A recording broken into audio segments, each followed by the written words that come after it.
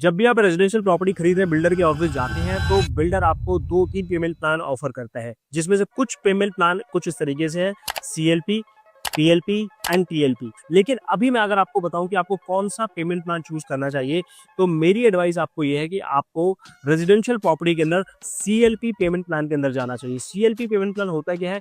CLP payment plan होता है construction linked plan. For example, अगर आप 2 करोड़ की प्रॉपर्टी बुक करने जाते हैं गुड़गांव मार्केट के अंदर, तो आपको मिनिमम इनिशियल पेमेंट जो है 10% देनी पड़ेगी बुकिंग कराने के लिए। उसके बाद जो आगे की पेमेंट्स होती है उसमें बिल्डर कुछ माइलस्टोन सेट कर देता है। फॉर एग्जांपल, बिल्डर आपसे कहेगा कि आपको अगली 10% पेमेंट करनी है जब हमारी कंस्ट्रक्शन 5th फ्लोर तक पहुंच जाएगी।